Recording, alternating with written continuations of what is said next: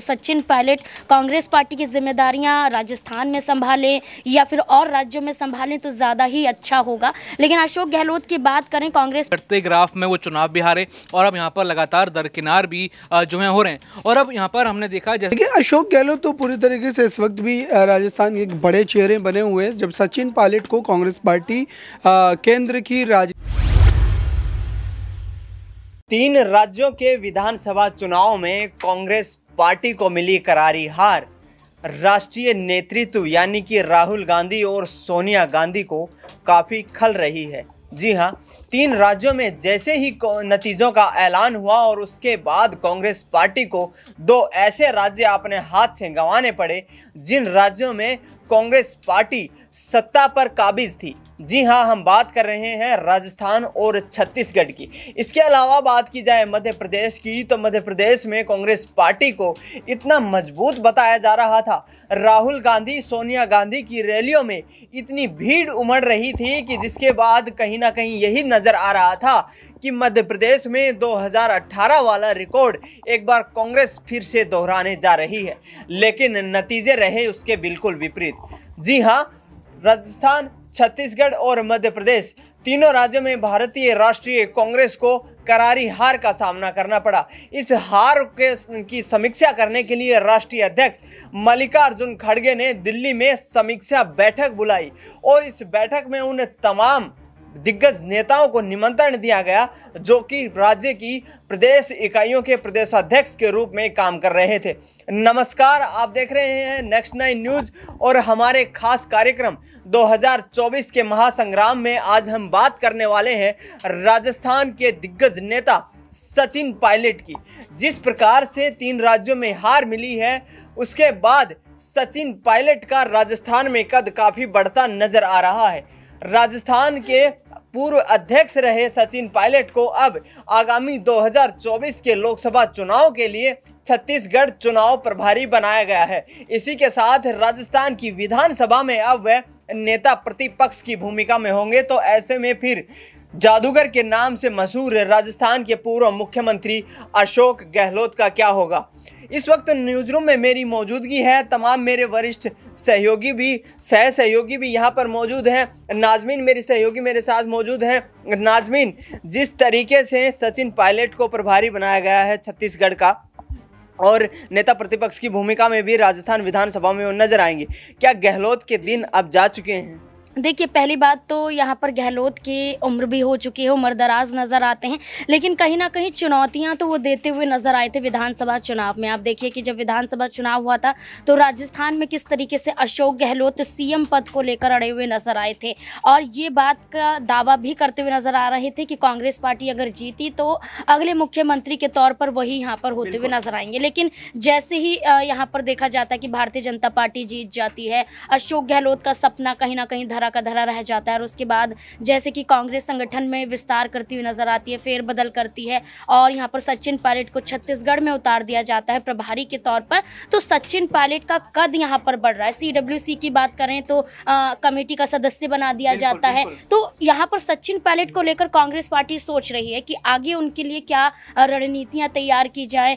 तैयार किया जा रहा है कि लोकसभा चुनाव में कैसे सचिन पायलट को आगे बढ़ाया जाए। तो वाकई यहाँ पर कांग्रेस के इस फेरबदल से ये बात साबित हो रही है कि अशोक गहलोत इतना तवज्जो यहाँ पर कांग्रेस पार्टी के लिए नहीं रख रहे हैं जितना सचिन पायलट यहाँ पर रखते हुए नजर आ रहे हैं। बिल्कुल, और जिस तरीके से नाजमीन यहाँ पर देखें तो प्रदेश अध्यक्ष के पद पर रह चुके थे इससे पहले भी राजस्थान में भी सचिन पायलट, उसके बाद बगावत के बाद तमाम वो पद छीन लिए गए।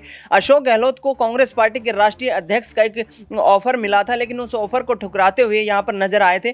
तो क्या अब अशोक गहलोत उस पश्चाताप में है कि जो शीर्ष नेतृत्व था उसकी भूमिका में वो नजर आने वाले थे, अब वो भी उनसे चिंता नजर आया है यहाँ पे?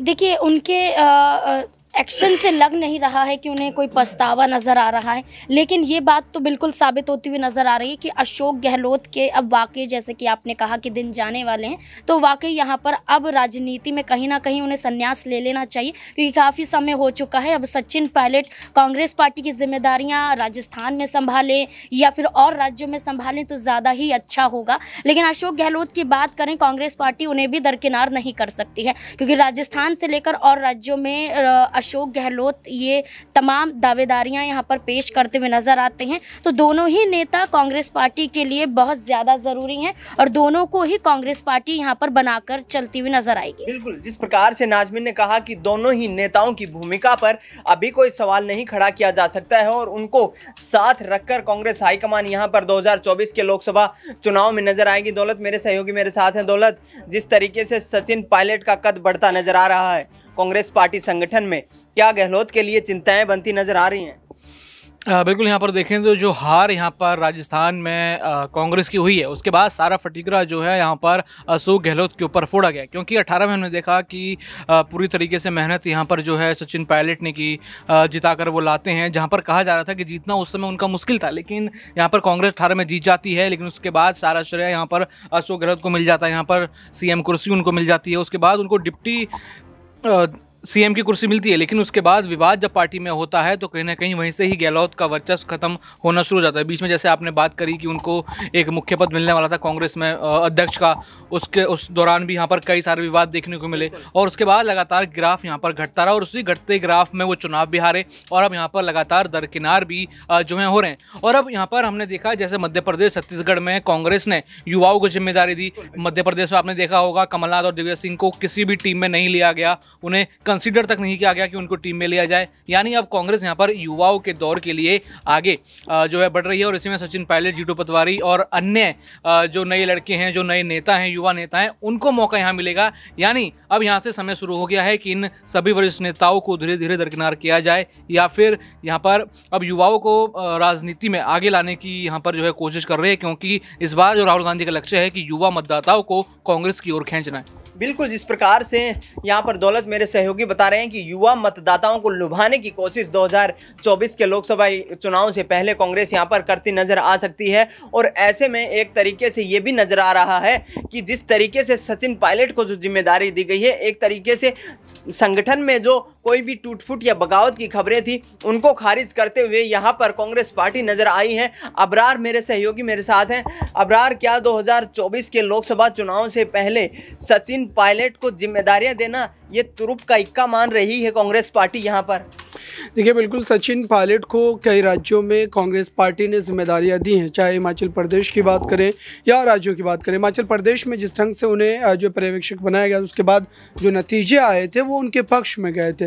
तो मुझे लगता है कि एक बार फिर से उत्तर प्रदेश और कई बड़े राज्यों में उनको जिम्मेदारी दी जा सकती है। उत्तर प्रदेश को लेकर के खबरें भी चल रही है कि प्रियंका गांधी को वहाँ से जो हटाया जा सकता है, सचिन पायलट को जिम्मेदारी सौंपी जा सकती है, क्योंकि एक युवा चेहरा और ख़ासतौर से उनके साथ जो एक वोट बैंक जुड़ा हुआ है गुर्जर समाज का, उस वजह से भी कांग्रेस पार्टी उनके चेहरे का इस्तेमाल अलग अलग राज्यों में कर रही है। और बड़ी बात यह है कि जहाँ जहाँ सचिन पायलट को जिम्मेदारियाँ दी गई है कांग्रेस पार्टी की तरफ से, वहाँ पर कांग्रेस पार्टी ने बेहतर प्रदर्शन किया है, जीत हासिल की है।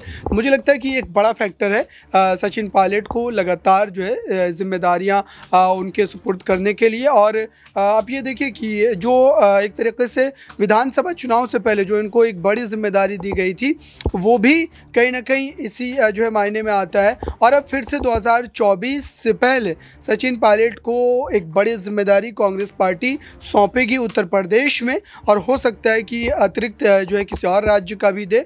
तो कुल मिलाकर के देखा जाए तो बीजेपी सचिन पायलट का हर चुनाव में इस्तेमाल तो करती है, लेकिन जब पद देने की बारी आती है, जब मुख्यमंत्री बनाने की बारी आती है, तो कहीं ना कहीं इस मामले में कंजूसी देखने को मिलती है कांग्रेस पार्टी हाईकमान के द्वारा। गहलोत का क्या राजनीतिक भविष्य देख रहे हैं यहाँ से, जिस तरीके से उनको दरकिनार अब किया जा रहा है और राजस्थान के मुख्यमंत्री की कुर्सी भी जिस प्रकार से कांग्रेस पार्टी हारी है, छिन चुकी है, तो गहलोत का क्या भविष्य होने वाला है? देखिए, अशोक गहलोत तो पूरी तरीके से इस वक्त भी राजस्थान के एक बड़े चेहरे बने हुए हैं। जब सचिन पायलट को कांग्रेस पार्टी केंद्र की राजनीति में ला रही है, उन्हें जो है केंद्र में जो है जिम्मेदारियां दे रही हैं, तो आप सोचिए कि कहीं ना कहीं इससे अशोक गहलोत का जो वो राजनीतिक दायरा है वो और ज़्यादा बढ़ जाएगा। और अशोक गहलोत ये चाहते हैं कि राजस्थान में कोई नेता उनके जो है मध्य मुकाबिल ना रहे, उनके खिलाफ ना रहे, और इसी वजह से वो जानबूझ करके जो है यहाँ पर सचिन पायलट को, मान लीजिए कि अगर केंद्र में कांग्रेस पार्टी ने जिम्मेदारी दी है, जो उनको